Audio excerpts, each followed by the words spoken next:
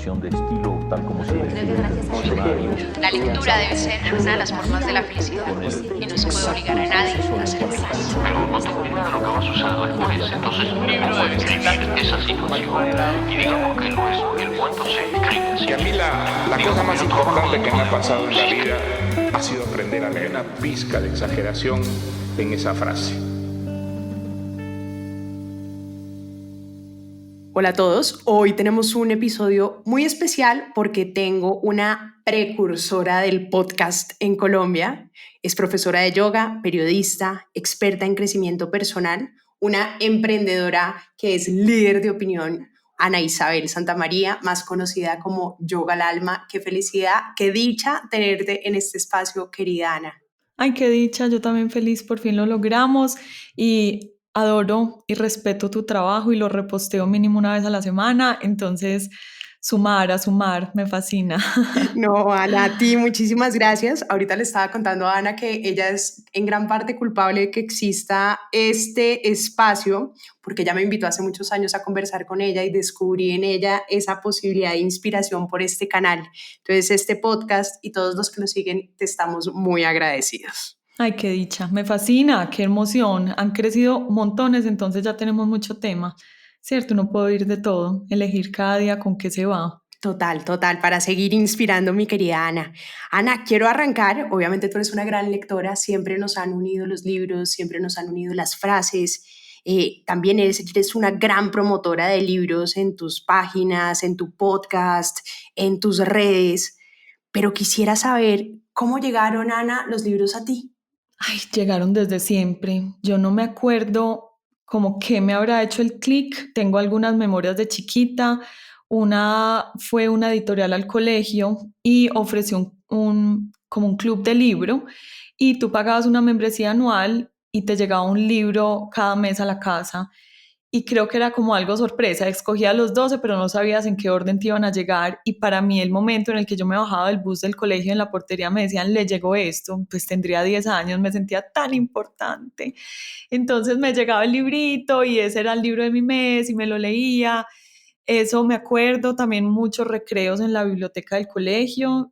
Era nerd, pero no una nerd como sin vida. Yo siempre he tenido mucha vida y no me da, porque a veces la gente se refugia como en los libros para no vivir. Yo he tenido mucha vida por fuera de los libros, pero a mí la soledad me alimenta un montón y mi soledad es con libros siempre. Entonces tenía como esa cosa entre querer ser cool, sociable, noviera, amiguera, no sé qué, y esa necesidad vital de estar conmigo misma y coger mis libritos.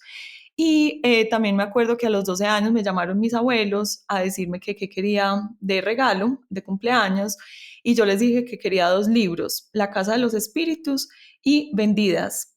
Y ellos fueron a mi casa, me visitaron, me lo regalaron. Los libros eran pues unas Biblias enormes, además de temas complicaditos para una niña de 12. Total. Pero yo siempre fui muy metida grande, no sé qué entendí, después me tuve que releer La Casa de los Espíritus y creo que entendí otra cosa muy distinta.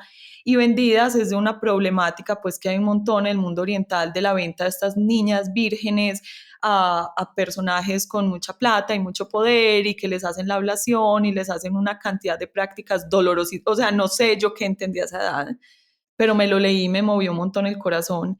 No sé, desde eso y me enganché. Bueno, Isabel Allende fue también. Entonces, después de La Casa de los Espíritus llegaron todos. Creo que hasta La Ciudad de las Bestias, que ella la publicó cuando yo tenía 18 años, me leí toda la bibliografía de Isabel Allende. Toda, El Plan Infinito, Retrato en Sepia, Paula, todo. Y también como ese poder femenino, esa mujer como defendiendo el género, a pesar de que yo no me he declarado nunca feminista, nada de eso, pero me atraía demasiado. Para mí era apasionante y fácil leer. Para mí es una zona de confort la lectura desde niña. Oye, Ana, digamos que uno de los grandes debates que se ha tenido, uno de los además tipos de lectura que más te gusta es el llamado crecimiento personal. Nosotras, tú y yo, somos súper defensoras que todo el mundo lea lo que sea, que si quiere leer de cualquier cosa y que además uno tiene que enriquecerse de todo tipo de libros. Tú hoy en día, ¿cómo ves este tema del crecimiento personal? ¿Qué consideras tú que es el crecimiento personal como categoría y por qué te parece tan importante? Yo no sabía que había libros buenos y libros malos, así como no, para mi gusto hoy no existen vinos buenos o vinos malos. Lo bueno es lo que a uno le gusta y lo malo es lo que a uno no le gusta, ¿cierto? Es de la opinión personal. Pero yo estudié comunicación social, que también es una carrera que se puede dar para una dualidad desde gente muy profunda y muy tesa en el mundo de las letras hasta gente supremamente banal que no encontró nada más para estudiar y es una carrera fácil, por decirlo así, ¿cierto? No es una carrera pues rajadora, difícil. En comunicación social oí por primera vez la expresión libro de supermercado, como que el libro de supermercado no merece mucha conversación, ¿sí? O es como un libro barato, no pues de precio estamos hablando, obviamente. Y entre esos cayó Paulo Coelho, del cual solo me he leído El alquimista y me había fascinado. Podrá ser un cliché, podrá ser una fórmula, que yo creería que eso es lo que hace un libro realmente ser barato y es agarrar una plantilla y ponerle, no sé, personajes, historias prefabricadas, quizá eso, pero me gustaban mucho, me llamaban y me servían, me conmovían. A mí los libros no me entran por la cabeza y si me entran por la cabeza me aburren. A mí los libros me erizan, me hacen llorar, me conmueven, sueño con los personajes, me levanto y digo, ¿qué es lo que me tiene tan aburrida? Y claro que pelearon Clara y Jorge, es una cosa, yo me leí Jane Eyre, no sé, 20 veces antes de graduarme del colegio y mi récord era que en la tarjeta de la biblioteca, que pues eso era físico, mi firma estuviera más veces que la de una amiga. O sea, y que alguien me diga que un libro es bueno o malo, no sé. Pero hay otra cosa que me gusta mucho y es el cambio del nombre. Hasta que yo estudié en la universidad se llamaba autoayuda y eso sonaba mortal. Pero creo que el crecimiento personal es distinto, es como la capacidad de autogestionarte. Yo no tengo nada en contra de los expertos, los psicólogos, los psiquiatras, los coaches, los médicos, pero siento que en una sociedad que es supremamente paternalista, que reemplaza al papá y a la mamá por los profesores y de ahí por la pareja y de ahí por el psicólogo, siempre estamos buscando quien nos solucione, quien nos valide, quien nos diga tienes toda la razón.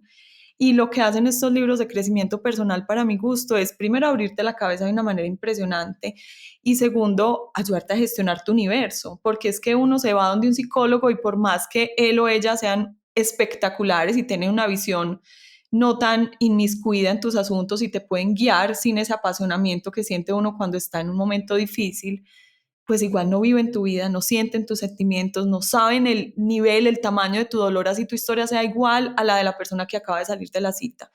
Entonces, soy gran apasionada y defensora de una sana autosuficiencia y creo que el crecimiento personal es para eso, porque nadie te tiene que cargar, tú no te casas con alguien para que te resuelva la vida y te diga que vales mucho, que por más que alguien sea el presidente del banco más importante del país, dentro de nosotros, de todos, existe una sospecha de que no somos como tan fáciles de querer o de que no nos merecemos muchas cosas, así nos vistamos como nos vistamos y seamos quienes seamos.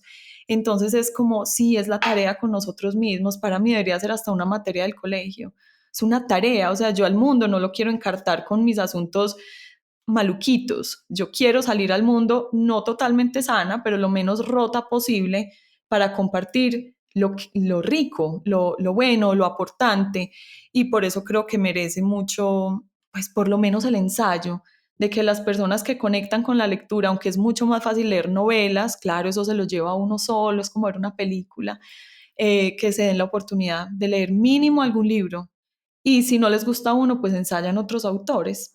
Ana, ¿con cuáles tú empezaste que hayas recordado además de Coelho que tú dijeras, este libro me gusta, este libro me está funcionando, este libro me está dando herramientas? ¿Como cuáles recuerdas que fueron como los primeros que empezaron a acercarte a este género?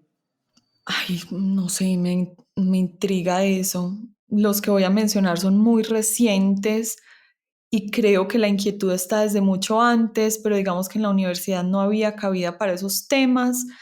Quizá el yoga, los temas del yoga, un poco el para qué servían las posturas, cómo era la filosofía del yoga explicada, que son los libros de Iyengar. Había una cantidad de reflexiones que ahora están más de moda. Había uno que se llamaba Reflections from the Mat, algo así, que era una lecturita para cada día del año.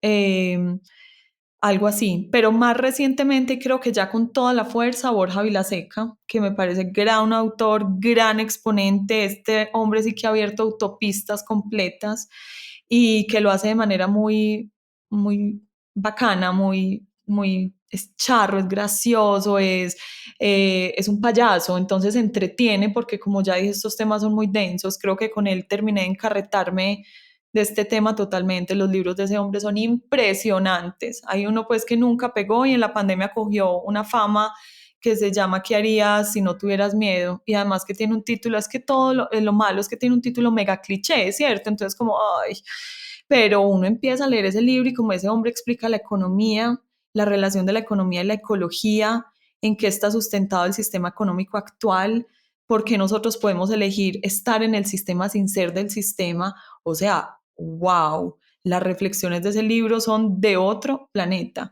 Y bueno, y de ahí ya sí llegaron, pues es que estamos en el boom del crecimiento personal, llegaron todos los demás. Tú empezaste a integrar, tú tienes un podcast hace muchos años, fuiste de las primeras en tener podcast que se llama Abiertamente, y gran parte de la sección de este podcast es hablar de libros. Entonces, ¿qué tipo de libros escoges para hablar con tu audiencia? Porque los comentas, pero además lees extractos, y quisiera saber como cuáles son aquellos que escoges y por qué te parece importante esos que escoges para compartir. Si puedo ser tan cliché como nuestro tema, voy a decir que los libros me escogen a mí. pero pero no es planeado y eso es lo rico de mi trabajo, que nada es planeado. Aquí yo no sé nada de mercadeo, no tengo expertos, no tengo community managers, no tengo nada de eso. A veces me estoy leyendo un libro, digamos que empezó un poco con los libros en inglés, que yo decía, este tipo de libros no sé si los traduzcan, muy poquita gente lee en inglés novelas ahora para leerse estos ladrillos y yo necesito que la gente conozca esto. O sea, ¿cómo me voy a quedar yo con este regalo? Es como cuando a uno le va muy bien en un viaje y dice, tienen que ir, o en un restaurante, no se pueden perder este plato. Y lo mismo me pasa con los libros. Y creo que el primero que hice, y es de los que más me ha movido, y siempre pasa, que es el que más mueve también al público, es el libro Untamed de Glennon Doyle. Ese lo leí en la pandemia y mucho después ya lo tradujeron como Indomable y pues yo no sabía si el libro lo iban a traducir, entonces yo lo que hice fue casi que traducir una tercera parte del libro.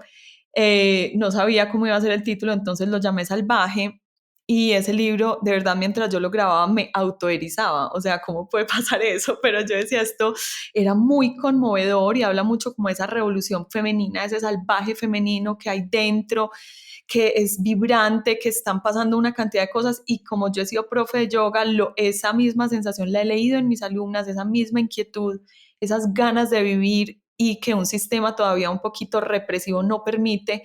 Y yo dije, ay, yo voy a abrir esta jaulita y pum, lo dejo ahí. Y de ahí en adelante llegaron ya otros, no solo por el tema pues de la traducción, sino por lo mismo. Siento que son libros que yo, por ejemplo, tengo una amiga que me dice, y ella me dice por molestar, además no yoga al alma, sino yoga alma, como quien dice, pues me dice mal y todo. Yoga alma, ¿tú me puedes por favor grabar un podcast de ese libro que tú sabes que yo nunca en la vida me lo voy a leer? Y yo sé que nunca se lo va a leer. Entonces me imagino a este personaje que es una mujer tan inteligente, tan interesante, que no le interesan casi que ni los libros, ahora menos estos. Y yo digo, como ella, 1000. Voy a grabar un podcast para ella y para las otras 1000. Libros de Kabbalah, que también es un tema que es polémico porque pues es un poco inmiscuido con la religión, entonces la gente la asusta, pero tiene un contenido brutal. Entonces digo yo, voy a traducir este lenguaje a uno que no asuste, a uno más universal, a uno más masticable y ha resultado súper bien y para mí es súper satisfactorio porque además cuando uno enseña, los aprenden. A veces esos libros que uno se quiere tatuar, la manera de tatuármelos termina siendo enseñarlos porque me toca pasarlos por la piel, ya no los puedo dejar intelectualizados, sino que para poderlos comentar los tengo que tener muy integrados. Hay una palabra que a mí me fascina que te dice una amiga, Valeria Duque, muy amiga tuya, que dice que tú eres una nerd con pinta de porrista. La nerd con pinta de porrista, porque en realidad lo que haces es que te estudias todos los textos, los investigas, te dedicas a leer, a subrayar, a entender. Y esto es una de las cosas que más me parece interesante, Ana, de no solamente de tu vida, sino de tu trabajo, y es esta búsqueda constante que no solamente se basa, digamos, en la literatura, sino en todo. ¿Cómo crees, Ana, tú que lo has hecho desde muy joven, que se despierta esta curiosidad por la vida? ¿Y cómo fue tu proceso y cómo le recomiendas a alguien que despierte esas ganas de aprender? Yo creo que hay tipos de personalidad que no la van a despertar. Yo tengo amigas también así y me fascina en un viaje muy reciente que hice con todas mis amigas, que fuimos 11 y entendí que estaban todos los eneatipos, estaba toda la gama de personalidades y posibilidades. Hay una que decía, como en chiste, que ella había nacido con aceite de foca incorporado, y es decir, a ella la vida es como que no la unta, ¿sí? Entonces su vida es como una línea continua con pequeños altos, pequeños bajos. Entonces ella come y disfruta la comida, ella tiene un disgusto y el disgusto es pequeño, pero no vive con esa vibra y esa pasión, que no es buena ni mala. Amo ese otro tipo de personalidad porque es un tipo muy tranquilo, muy neutro, tiene un filtro muy relajado para ver la realidad. Despertar este tipo de interés en estos personajes es imposible porque es que ellos no le ven rollo a la realidad, ¿cierto? O sea, el conflicto se desvanece solo. Por personas como ella existen las ONG y existen, pues sí, las fundaciones, porque es gente que se dedica a hacer el bien y esa es ella.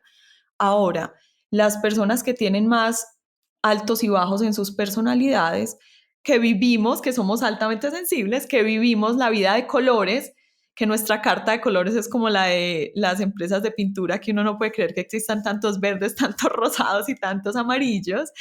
Eso Total. tiene un precio, repito, no es bueno ni malo, pero los bajos son muy bajos y los altos son muy altos y los grises son muy pocos. Yo siempre he dicho que la búsqueda de mi vida es el punto medio, y el punto medio, digamos, la amiga que ya mencioné, llegó con él incorporado a esta vida y su búsqueda será ponerle color, darle el peso a las cosas que la tienen, mientras que yo ya de por sí le doy el peso.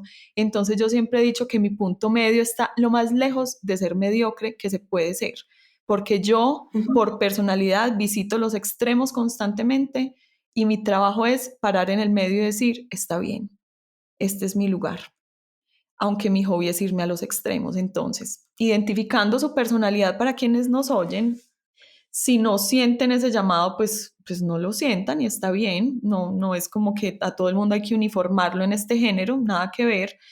Pero si sienten que su vida se les sale de las manos, que su carácter a veces es difícil incluso para ustedes, yo a veces digo, mira, si te pareces difícil a ti misma, ¿cómo vas a embutirle tu ser a otra persona? Y a venderle pues la idea de que eres un ser maravilloso cuando ni tú misma te aguantas muchas veces. Total. Yo creo que ahí agarren un librito de estos y digan, bueno, ¿quién soy yo? Yo que doy talleres de crecimiento personal, a veces les pongo un ejercicio de Ikigai, que es escribe 10 cosas que ames hacer, 10 cosas para las que eres súper buena o súper bueno, 10 cosas que te apasionan tanto que te hacen olvidar el tiempo de los relojes, que el ejemplo típico es la gente que se va de shopping y se le olvida almorzar, que eso pasa en los centros comerciales de Estados Unidos, que uno no sabe si está de día, de noche, y de repente 4 de la tarde y no ha almorzado, y normalmente la comida es la que rige los ritmos de los adultos, y que a uno se le olvide comer es muy raro. Pero hay que encontrar otras cosas más allá, obviamente, del shopping, que te hagan olvidar el tiempo de los relojes. Y María, hay gente que no es capaz de llenar esas listas. No sabe quién es. Me dice, ¿cómo así? 10 cosas que yo ame hacer. No, yo no sé, estar con mis hijos, ir al gimnasio. Y yo, no se paran de aquí hasta que no te puedo llamar a alguien. No puedes llamar a nadie. Llama a un amigo, no, no puedes. Oye, yo tendría como 150. Yo sí, claro, pero ese es el precio de vivir con colores. Eso es parte del paquete completo. Ahora, recientemente en un retiro, empezaron a llegar hombres. El porcentaje de asistencia es como el 3%, cuando no el 2 o el 1 o el 0. Y en este último que hicimos en Bali en este año, fue muy linda la conversación al final con este hombre que además fue con su esposa y dijo, yo venía muy escéptico, me daba mucho miedo, era un retiro de yoga, pero tenía como tema central el libro Anatomía del Espíritu de Caroline Myss. Y él decía como que, ay, y al final nos dijo, mira, a nosotros siempre nos han enseñado estos temas relacionados con la empresa, ¿sí? Va un experto a la empresa y nos dice cuáles son las fortalezas, las debilidades de la empresa, la visión, la misión. Y nosotros le decíamos, claro, pero ¿quién es la primera empresa? Tú. O sea, cuando uno va y pide un puesto, ¿de qué tiene que hablar? De sus fortalezas, de sus valores, de lo que le falta, de cuáles son sus innegociables. Entonces, nada, es agarrar, quitarle todos esos títulos y esas cosas de que el libro de supermercado, yo qué sé, y decir, la primera empresa que yo tengo soy yo, me tengo que gestionar y si no, pues no tengo ni cómo agarrar todos los demás títulos que voy a agarrar en la vida, mamá, profesora, tía, abuela, no sé. Y gestionar esa empresa. Y creo que este género es espectacular para hacerlo. Busquen los autores que resuenan con ustedes. Hay millones. Hoy hay más ruido pues en este respecto. Entonces, yo siempre los animo, que esto lo hablamos cuando grabamos junticas en Abiertamente, que si el libro no es, lo cierren, porque también quedarse esforzándose, hay que me tiene que gustar porque a todo el universo le ha gustado, no hace sino desanimarlo a uno. Y sobre todo en el tema de la lectura, si no hay placer, no hay aprendizaje. O Completamente. sea, el placer es como el gran canal para que esa información entre a chorro en el cuerpo. Ana, tú has sido una mujer muy, muy diferente en Medellín, porque claro, vienes de una familia tradicional, de un colegio tradicional, de una cultura muy conservadora, pero obviamente te convertiste en esta yogi espiritual, emprendedora, empresaria, como muy salida del molde. Y siempre me he preguntado si los libros te ayudaron a salirte de ese molde y a construir como una versión única de quién es Ana Isabel Santamaría. Sabes que nunca me había preguntado, pero sí, definitivamente sí. Ahora me acuerdo que de ese primer libro largo que les conté de La Casa de los Espíritus, me acuerdo que hablaba de Clara, que era esta abuela clarividente, que veía espíritus, y esta otra mujer que se llamaba Rosa, que tenía el pelo verde. A mí siempre estos personajes un poco salidos de la realidad me llamaron la atención y los admiraba profundamente. Este permiso, a pesar de yo ser educada en algo tan racional, este permiso de pasar al lenguaje mágico, wow, eso resonaba conmigo, aunque no tenía pues ningún referente externo donde apoyarme. Creo que los libros fueron los que alimentaron ese cerebro mágico que también me habita. Después, ay, que la amo profundamente, Elizabeth Gilbert, que es la autora de Eat, Pray, Love, otro de esos libros mil veces amado, mil veces criticado, que también tiene una biografía interesantísima. Puedes pasar de escribir Eat, Pray, Love y contar, me enamoré de un brasilero en Bali, wow, encontré el amor, y después decir, no, me enamoré de mi mejor amiga, dejé al brasilero y mi mejor amiga se murió, y en fin, permitir que tu vida también sea un novelón, porque es que las historias a las que estamos acostumbradas, sobre todo en Medellín, bueno, en Colombia también, en una cultura católica conservadora, es el papá, la mamá, los hijitos, forever and ever, todos juntos y felices en Disney, primera foto de la familia, etcétera. Y digamos que leer otras vidas, darme permiso a ser muchas otras personas, creo que se ha llegado a través de los libros, porque creo que nadie más me ha dado ese permiso nunca y que tampoco deberíamos pedirlo. Y con el tiempo entendí que yo podía hacer una caja infinita de contradicciones, que lo soy. A mucha gente no le encajo y a la gente le inquieta, a la gente que no puede describir ni meter en una cajita precisa. O sea, yo puedo ser una niña buena, lo soy, pero también una niña salvaje, lo soy. Puedo ser una yogi, sí, pero no quepo en el prototipo de yogi porque no soy ni marihuanera, ni tengo rasta, ni soy la que me va a dejar las canas, no me gusta, no lo critico, pero no me gusta. Entonces yo me río y digo, soy yogi pinchada. Y, y soy un poquito estereotipada en muchas cosas y además tengo carita como de niña buena, pero yo también tengo un potro salvaje por dentro que he sacado a pasear muchas veces, y tengo una ironía y una crítica que me enseñó el periodismo. Para escribir a veces soy ácida, entonces la gente a veces se ofusca y dice, pero no te burles, y yo no me estoy burlando, pero yo necesito sacar tengo esa cosita también en mí, y los libros me han dado el permiso de ser yo y de reconciliarme con ese hecho de no caber en las cajas perfectas. Creo que sí, hay muchas autoras, sobre todo mujeres, que admiro en ese sentido. Yo después leí que Isabel Allende le decían que era un poco un Gabriel García Márquez, que también es muy injusto que a una mujer con semejante trayectoria le digan pues que es como la seguidora de... Creo que ella se Total. merece su propio camino, pero después, mucho más tarde, llegué a Gabriel García Márquez y tiene ese mismo pensamiento mágico mezclado con ese lenguaje periodístico. Y sí, uno va cogiendo un pedacito del uno, del otro, y dice, yo admiro esto. Y no es que los copie, sino que permite que nazca ese pedacito de esa persona que ya existía en uno, pero que estaba como una semilla, como un frijol seco, sin germinar. Y al leer esos libros, esos cuentos, ese realismo mágico, esa literatura también un poco de protesta, de América Latina, de como ese lenguaje un poquito de resentimiento que hay en muchos autores de América Latina, permite que esos frijolitos internos empiecen a, ay, sí, sí, eso puede germinar en mí, y dan mucho permiso. Amo la literatura por eso. Hay otra cosa, Ana, cuando tú terminas periodismo te vas a China y obvio cambiar Medellín para China, un cambio muy trascendental, pero te abre, pues tú que has siempre tenido como estas búsquedas, te abre ese mundo más espiritual, ¿no? Esa posibilidad de la contradicción, pero también esa posibilidad como de abrirte ahí sí a esa parte mágica. A mí una de las cosas que más me impresiona de Oriente y de estas otras, digamos, culturas es esas posibilidades de ver otras religiones y de abrir ese mundo espiritual. Quería preguntarte, a través de estos libros, ¿cómo ha sido ese desarrollo para ti interno espiritual, lejos de esa religión católica a la que todos en Colombia pues crecimos afines?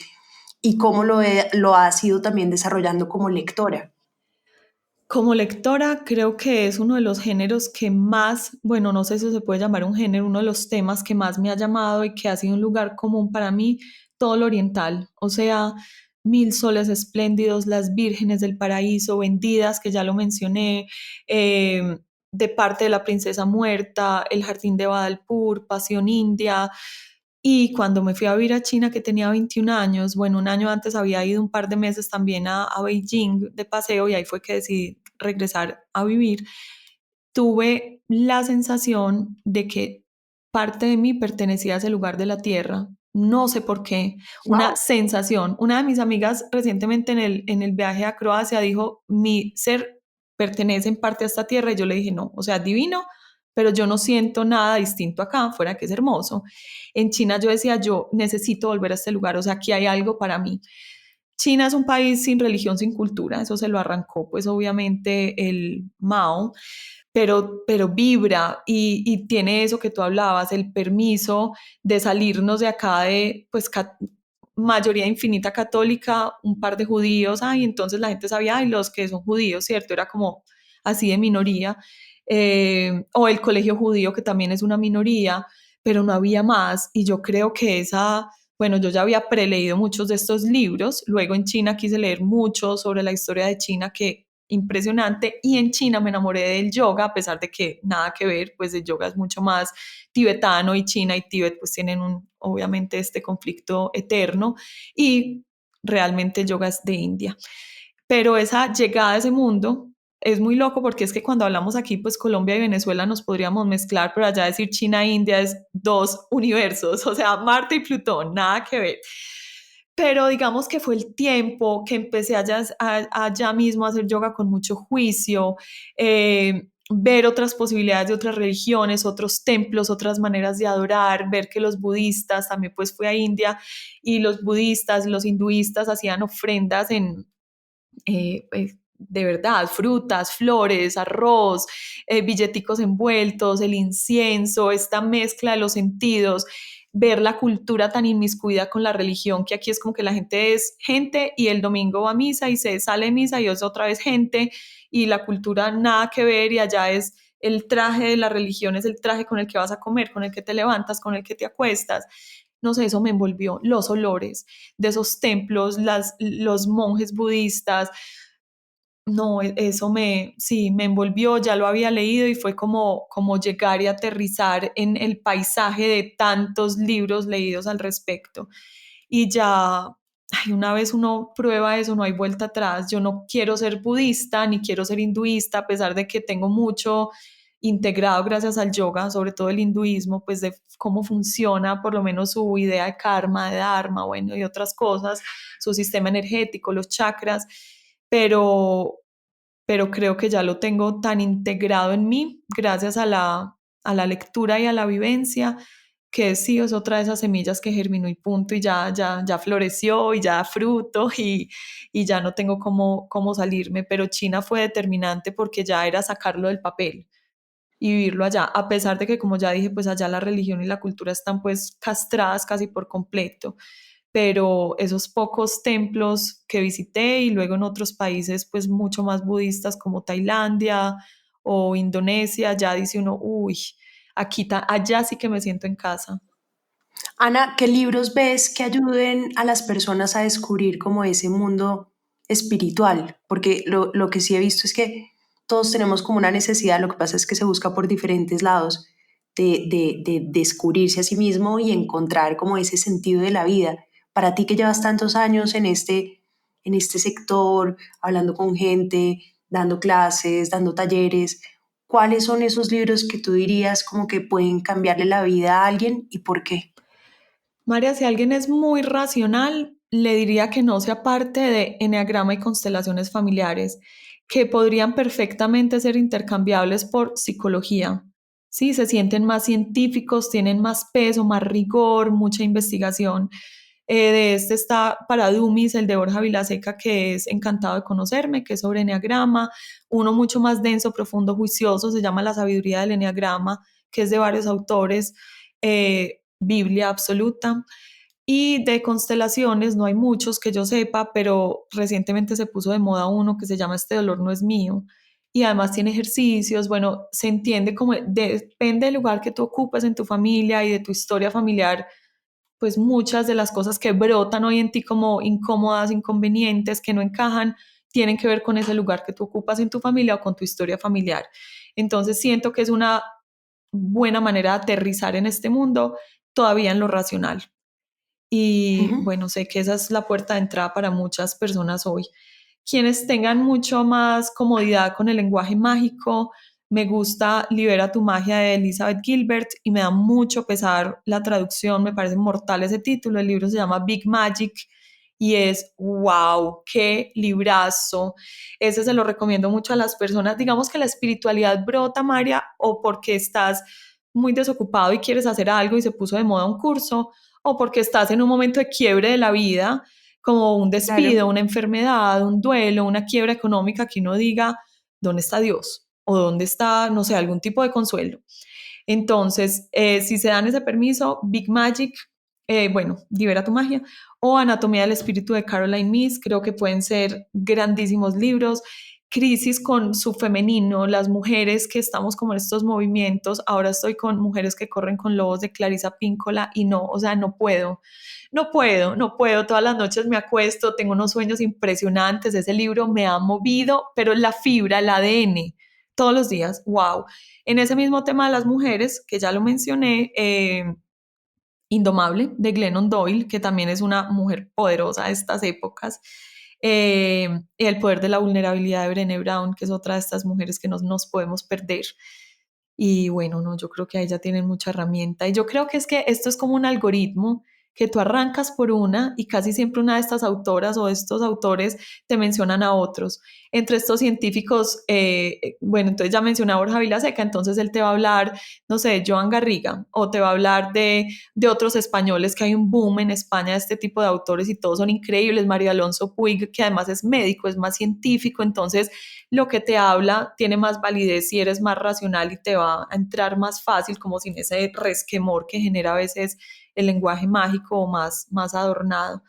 Pero sí va a ser como un algoritmo, entras por uno y si de verdad eso te engancha, ahí vas a saber por dónde seguir. Espectacular. Ana, quiero que hablemos de otro lado tuyo que es muy profundo, muy importante, y es tu lado de escritora. Tú escribes desde el colegio, desde cartas, blogs desde China, corresponsal del mundo. Y obviamente, digamos, una de las cosas que es más bonito, pues tus diarios al parecer se los pasaban entre todas las niñas del colegio porque eran Tienes información privilegiada. yo siempre tengo información privilegiada, acá donde me ves.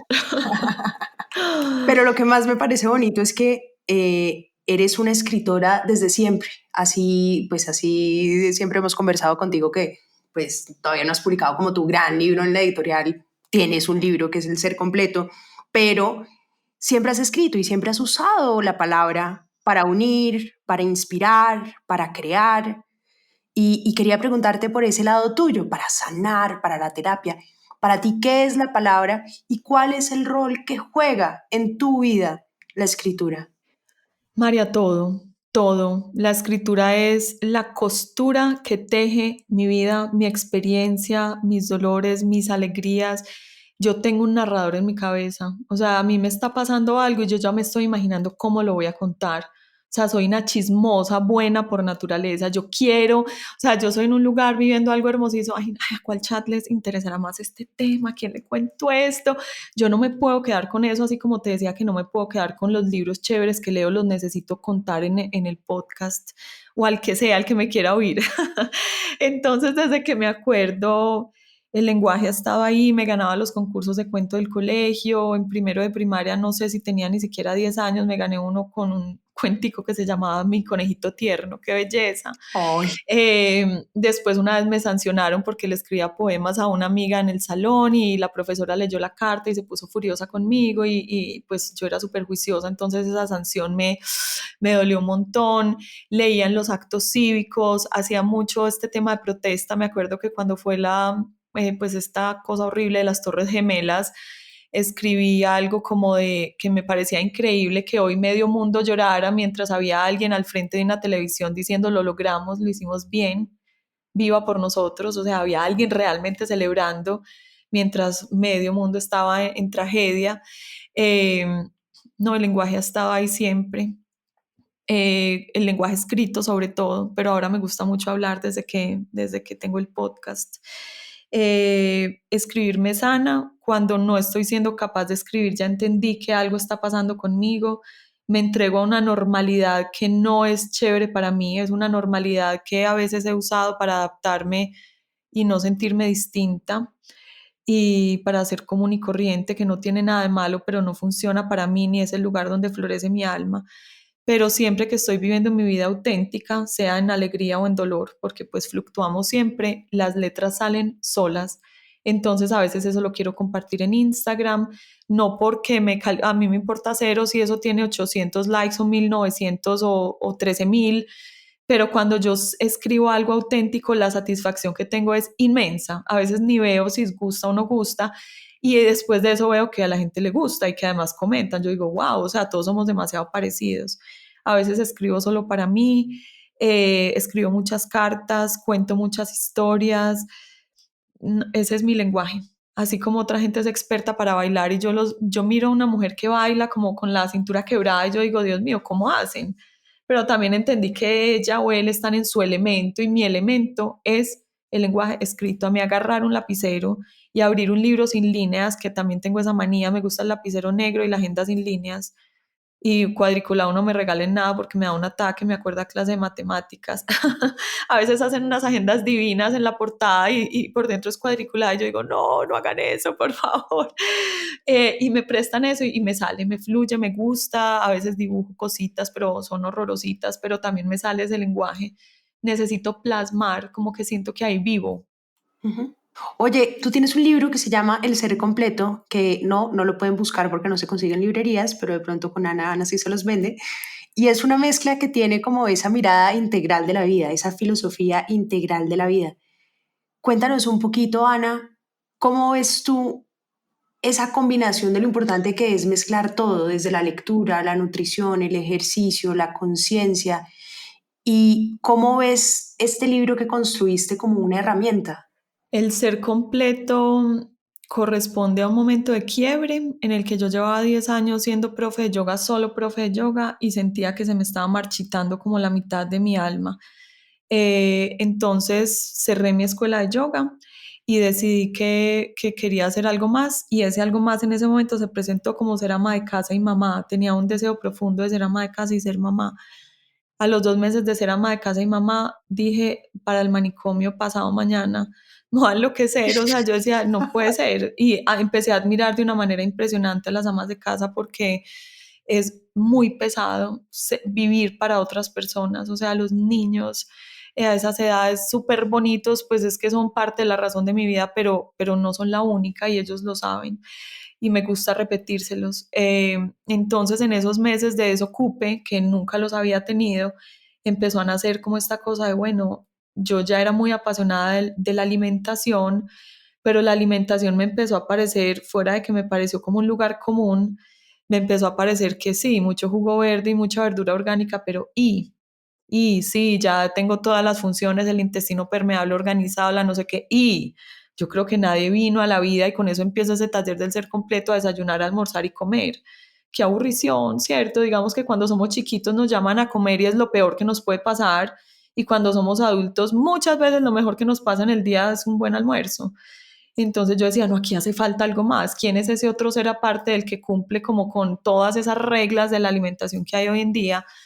Y bueno, ahí obviamente llega lo que es el ser en la mente, esa mente que nos manda, que nos rige, que nos cuenta historias del mundo de afuera y que la mente no se queda sola, es como la mamá de las emociones y manda una cantidad de reacciones químicas al cuerpo que nos hace actuar.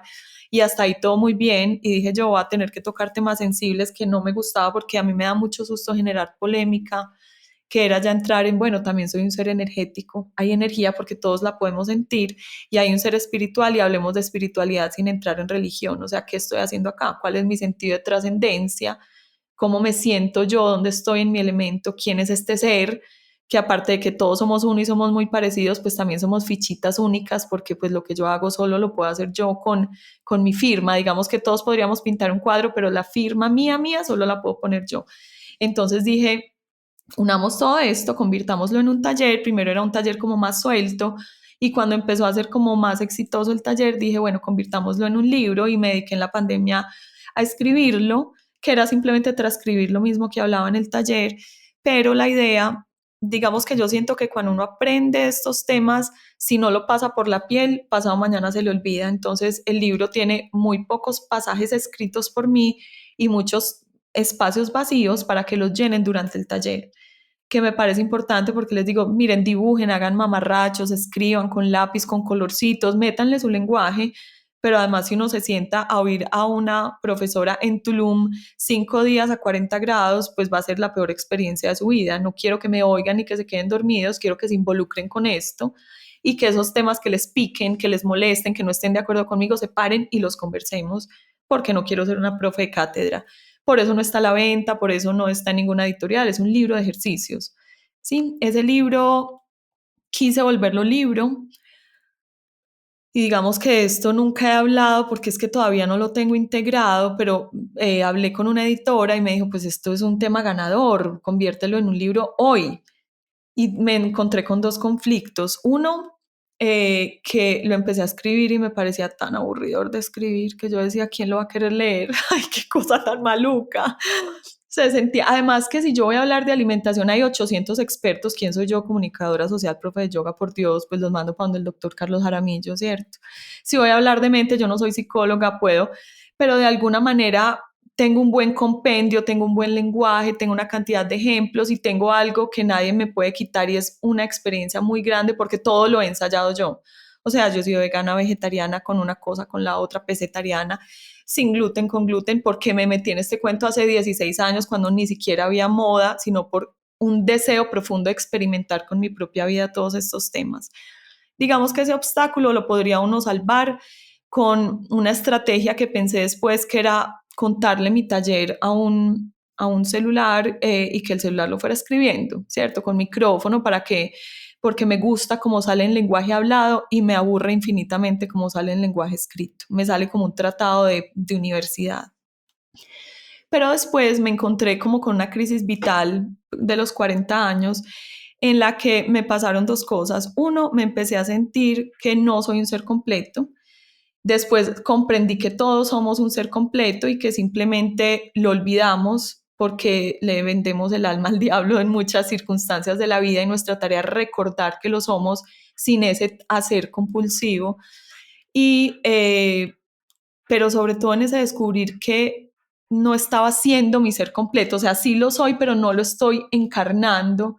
Me di cuenta que había muchas partes de mi ser completo que me faltaba integrar y meterlas en mí con toda la confianza, que yo no podía dejar por fuera tantos temas que cuando los tenga integrados pues los compartiré, pero para mí hoy son un poco una nube, y que me estaba negando como en nombre del hacer bien las cosas y alimentarse bien, pensar bien, actuar bien. Entonces yo les decía, cuidado, curen sus redes, que la mente, que la cosa, pero salía muy intelectual. Entonces siento que la vida me está graduando antes de poder escribir ese libro, que me ha regalado una revolución espiritual de una manera que yo decía, ¿cómo se puede uno morir en vida así? O sea, literalmente morirse en vida, resucitar para poder ir y contar la historia, de que esto no es un tratado de universidad, de que esto es digamos que esta es una práctica universitaria, ¿sí? Es salir, o sea, ningún médico va a ser médico estudiando libros, hay que ir al rural, entonces estoy en rural.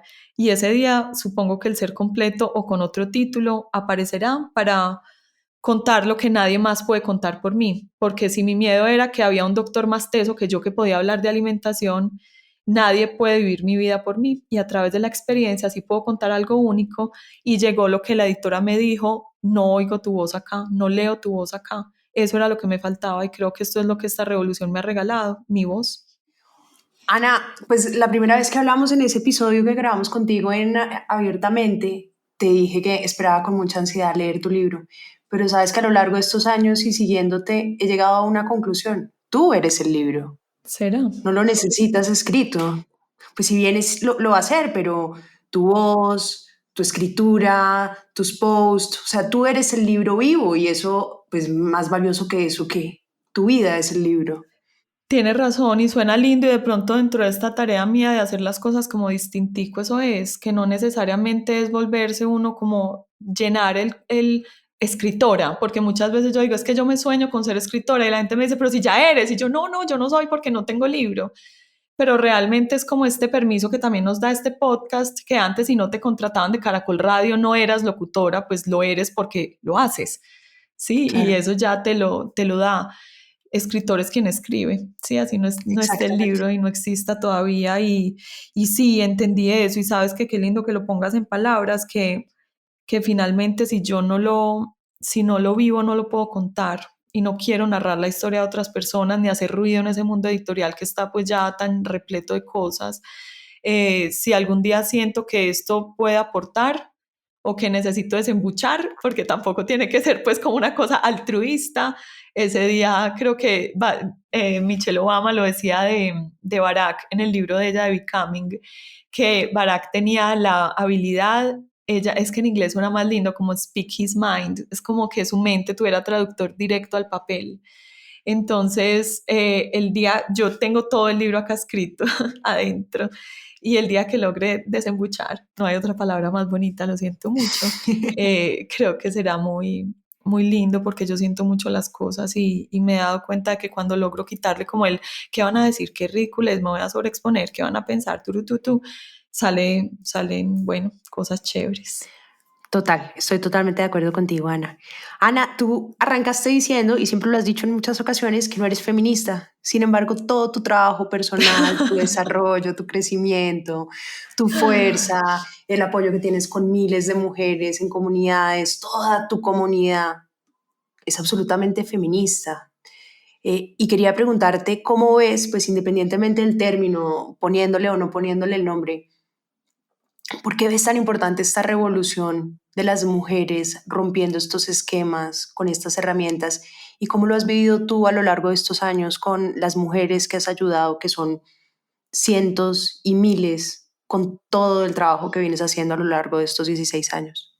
Juro que no ha sido estratégico, pero hace poquito entendí que incluso funcionaba como estrategia. Si yo entro a la sociedad donde yo vivo, donde yo nací, y de la cual pues creo que no me puedo salir fácilmente, con cuentos muy raros, eso espanta, ¿sí? O sea, yo me pongo el disfraz y salgo con cara de común y corriente, y eso logra que la gente no se espante de entrada. Y pasa lo mismo con el lenguaje, digamos, de la gente que es demasiado ecológica. Si llega a regañar por el pitillo, la gente lo ve tan difícil que se espanta. Entonces no, digamos que ha sido como un camuflarme para poder desde ahí adentro contar la historia. En parte por eso creo que no me declaro ni feminista ni defensora de los derechos de las diversidades sexuales. No sé, trato de no ponerme banderas, porque no quisiera que me excluyeran, no por ego, sino porque siento que mi mensaje no se limita solo a eso. Y el solo hecho de que muchos hombres de mi generación, hombres super play, que yo en la vida los hubiera visualizado yendo abiertamente, yo no lo grabo para ellos y se me acercan en el cumpleaños de mis hijos, son papás del colegio de mis hijos, todo. Anaísa, me gustó mucho el podcast con Cami Planet, o sea, de astrología, de yo, ¿qué? ¿De qué me estás hablando? Por Dios. Entonces, sí, no es estrategia, repito, pero ha funcionado de alguna manera. Entonces, por eso no me gusta declararme vocera de nada. Y este cuento que ha llegado con las mujeres es un accidente. Supongo que yo soy pues súper femenina, entonces por eso, por ley de atracción o por lo que sea, eso es lo que llega. Gracias a una comunidad hermosa de mujeres yogis y de amigas del colegio y compañeras del colegio y de gente con la que me muevo, que son mujeres poderosísimas, no porque ocupen puestos de nada, sino porque, wow, o sea, sus vidas también son sus libros, como dices tú. Entonces me ha animado a levantar esa voz con más claridad y con más contundencia, y he descubierto que hay espacio para eso y que a veces el feminismo se ha quedado en la queja de no nos dan, no nos hacen, no nos oyen, pero vení, en vez de quejarte, propone. ¿Y cuál es mi propuesta? Que saques tu poder, que es polémico, sí, que es inconveniente, sí, que a la mayoría de la gente no le va a gustar, o a la minoría o a un número que es importante para ti no le va a gustar. Pues sí, pero si no lo sacas, te mueres tú. Entonces el sacrificio ahí tú tienes que saber sí o no. A mí me ha ayudado de todas las maneras posibles. Yo creo que lo que despertó estas ganas, y esto no lo puedo posponer, fue el nacimiento de mi hija. Ya va a cumplir 8 años. Mírame qué bellezas las de la vida. Cuando yo entré al colegio, me acuerdo de mi primer día del colegio, había una niña crespa y yo le dije, ¿tú quieres ser amiga mía? A mí me gustan mucho las crespas. Y me acuerdo de ese día y ella es amiga mía hasta el día de hoy. Obviamente ya hoy en día es aplanchada, porque eso pasa. Pero entonces hace 8 años me nace Lisa y cuando le empieza a crecer su pelito a los 2 o 3 meses le sale un crespo y otro, y yo dije, a esta niña no le va a crecer el pelo, pues es que le crecía era como para arriba. Y yo dije, Dios, me salió mi niña crespa, que yo lo asocio mucho con la mujer salvaje, ¿sí? Con esta mujer que no se aplancha el pelo, un poco con esta princesa Disney valiente, que es irreverente y le dice a su mamá que ella quiere ser cazadora. Bueno, no me la sé perfecto, pero sí. Entonces, con ella recordé a esa niña no domada que yo fui alguna vez, que pasé por por todo lo que pasamos todas las mujeres de mi generación, que es un adoctrinamiento disfrazado de educación, y soy súper crítica abiertamente de eso. No, pues no, digamos que no lo reprocho, sé que era lo que había en ese momento, pero yo dije, yo no quiero eso para mi niña, porque además la vi que ella cogía un micrófono a todo volumen a cantar, que ha sido bulliciosa, que expresa sus emociones con todos los colores como yo, y yo dije, yo haré lo que sea para que Lisa pueda ser esa mujer que yo no es que no pude ser, lo estoy aprendiendo a ser, así sea grande.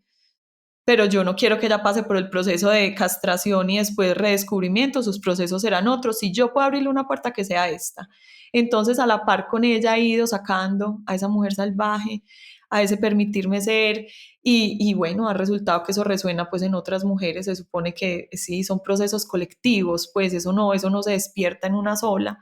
Es esa mujer que puede ser bonita y puede ser inteligente, que también es un estereotipo que no me resisto, como que uno tiene que tener cara de mujer descuidada, andrajosa para poder ser inteligente, y la que es divina tiene que ser bruta, y esa cantidad de cosas que me condeno, que también me condeno con la mujer estereotipada de Medellín, como de esposa de mafioso, que me molesta y me duele un montón, porque también es lo que, sí, todas las de Medellín con sus mechoncitos monos, una cantidad de cosas que yo digo, no nos dejemos hacer esto más, pero trasciendo la rabia, y todos los días no dejo que eso me pase a mí.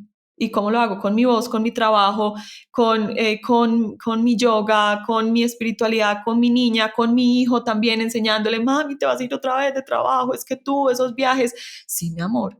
Tu mamá tiene muchos amores de la vida. Uno son ustedes y otro es mi yoga, mi escritura, y yo voy a sacar un libro y quiero que ustedes vean mi libro más adelante, y me voy a encerrar a grabar y cierro la puerta porque la mamá tiene vida más allá de ser mamá de ustedes, así me desbarate de amor por ellos. Entonces como que es el ejercicio todo el tiempo para no quedarme en la queja. Y no quiero decir que al feminismo le agradecemos todo, que más que nos abrieron las puertas, o si no estaríamos pues esperando a que el marido llegue a la casa con los zapatos embolillados, pues eso no, embolados como se dice. hacer. Ay Dios, entonces les agradezco abrir las puertas y yo paso derecho y prometo abrir otras más. Y no reniego de ellas, ni de los hombres feministas que también los hay, pero como que elijo poner un piecito en cada movimiento, pero no poner los dos en ninguno. Entendidísimo. Ana, hablemos un poquito de, tú no solamente recomiendas los libros en tu podcast, en tus redes sociales, en tu página web también escoges, tienes una sección especializada con los libros que más te gustan. ¿Cómo ha sido este alimentar con tu audiencia de los libros? ¿Qué has visto? ¿Por qué es importante recomendar y hablar de libros para otros e inspirarlos a leer? Pues primero porque como hemos hablado, siento que hay mucha información, hay demasiados títulos. Los libros que se consiguen en Colombia son muy, sobre todo en librerías grandes, obedecen a, es un listado muy curado por intereses distintos, ¿cierto? Que el autor es, digamos que la portada, no es la portada, la vitrina de las librerías grandes del país es muy de política, de temas de alimentación como de moda y no es malo, pero yo creo que a mi audiencia esto no le interesa. Entonces he hecho un esfuerzo súper grande de recomendar y conseguir libros para tenerlos en la tienda que no son tan accesibles y que dentro del mar de lo que hay, pues ya los he ensayado y a mí me han gustado. Por lo menos les digo eso y les digo para qué momento de la vida, así como les decía ahorita, si estás en una crisis de salud tal o a nivel laboral, cómo ganar amigos e influir sobre las personas, que es algo que a otra persona que está enferma no le interesa, pero a alguien su asunto es empresarial le interesa. Entonces empiezo como a hacer como una preselección, ¿sí? Para que el que de pronto se siente alineado con mi manera de pensar, de vivir o de ver la vida, diga, bueno, le creo. Y puede que me diga, este no me gusta o este sí, pero pues ha tenido éxito, entonces por eso lo sigo haciendo. Y es que la retroalimentación es muy poderosa y se convierte también en otra cosa, y es que a la gente le gusta regalar libros y eso me encanta.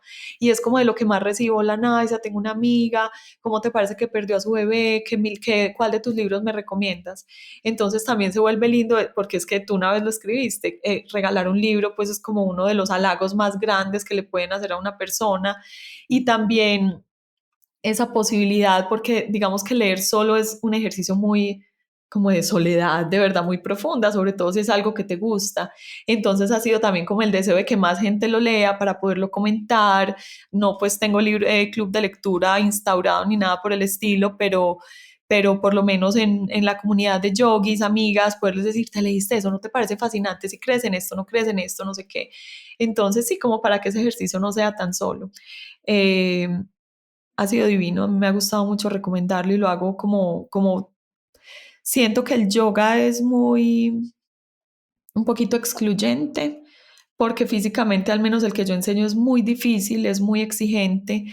Eh, la gente no tiene de pronto la constancia, nuestra cultura es más fitness, entonces el yoga no le encuentran como el espacio en sus rutinas.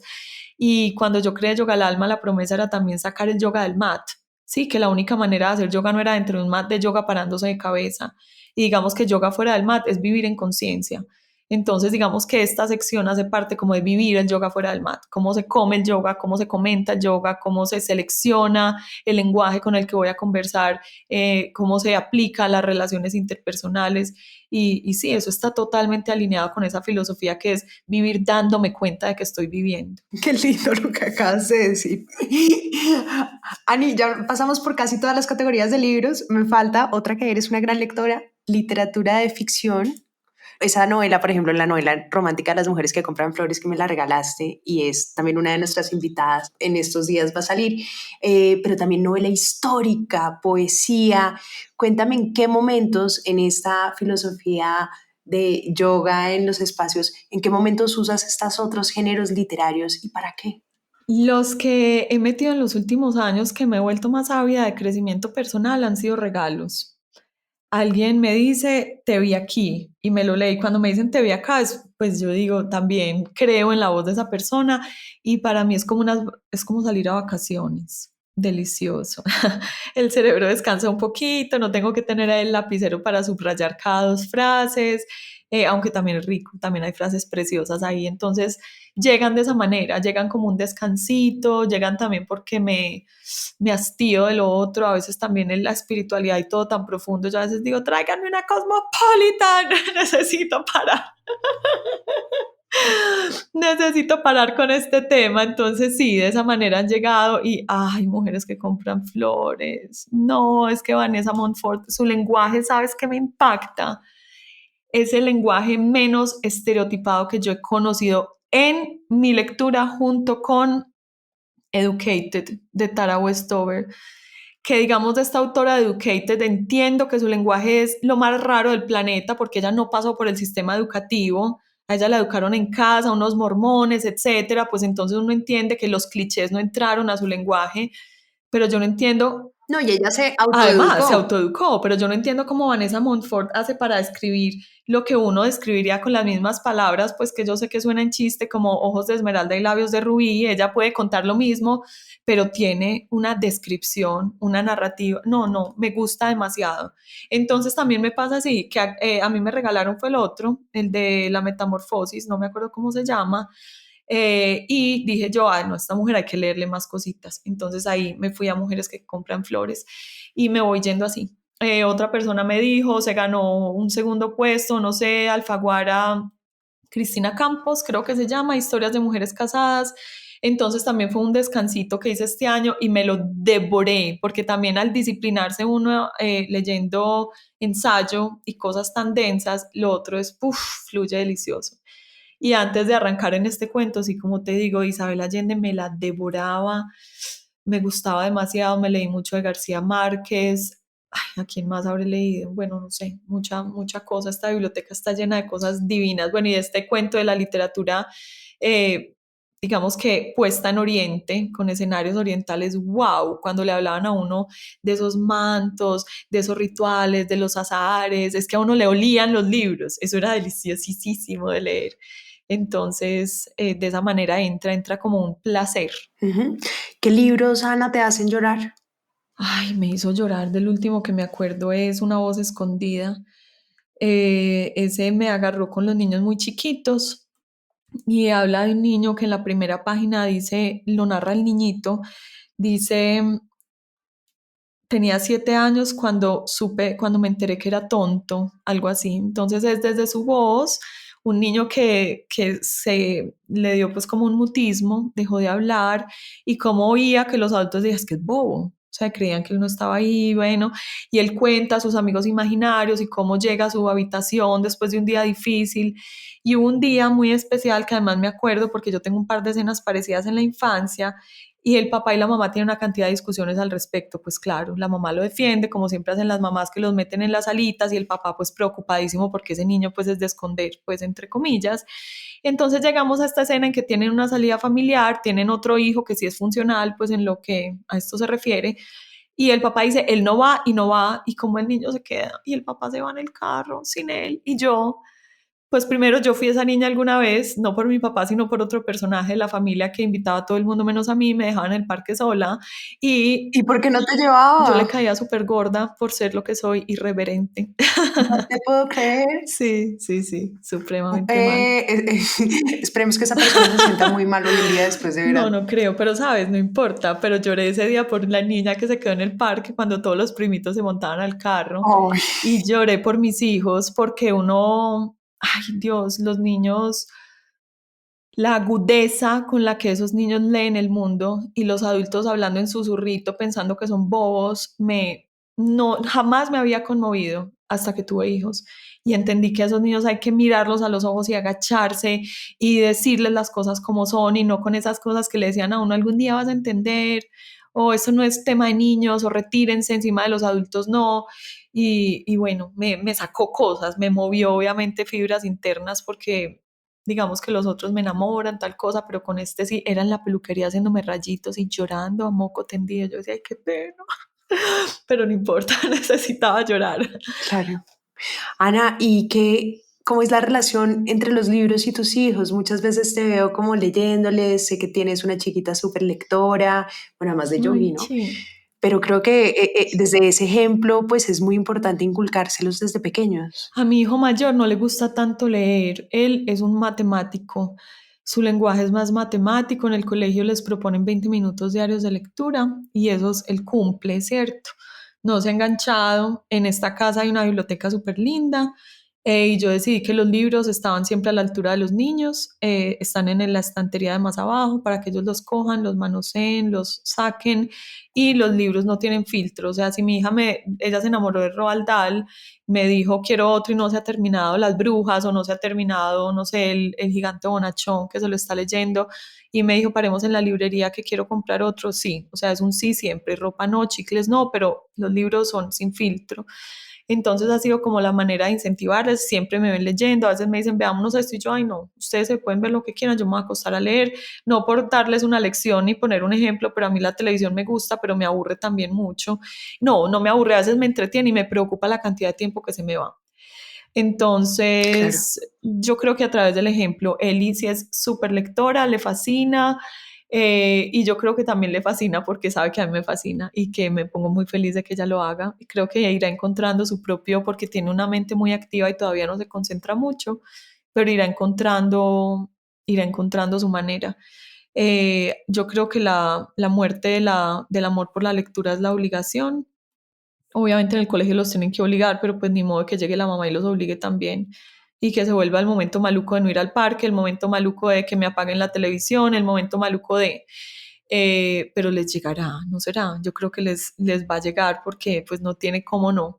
Y si no, pues entenderé, porque digamos que hoy hay una competencia demasiado grande en los aparaticos tecnológicos y es mucho más fácil y digamos que, bueno, el tiempo entre costuras, a mí me gustó más el libro, pero generalmente las series bien hechas, antes pasaba que era al revés, que la película era como, uy, te tiraste el libro, pero ahora que es un formato largo en series, esos vestuarios también elegidos, es como, ¡ah! Y creo que por tiempo nos mantenemos muy ocupados, la mayoría elegirá la serie, pero en esta casa se les propondrá siempre que arranque como a mí me ha gustado y como lo hemos hecho nosotros, arranque con el libro y después se ve la serie, la película o lo que sea. Esperemos, están muy chiquis, tienen 7 y 9 años, creo que están apenas en la puerta de entrada de este mundo fantástico.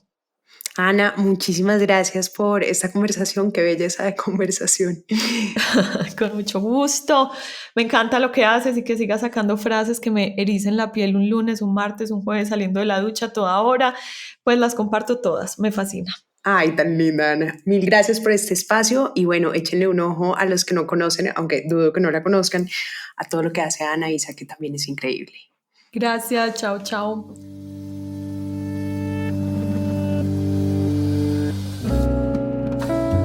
Este es un podcast para contagiar el amor por los libros, porque no hay mejor forma de incentivarlo que desde la divulgación. Ser promotor de lectura es un hobby, pero también un reconocimiento y un agradecimiento implícito a aquellas personas que en nuestra vida nos acercaron a los libros.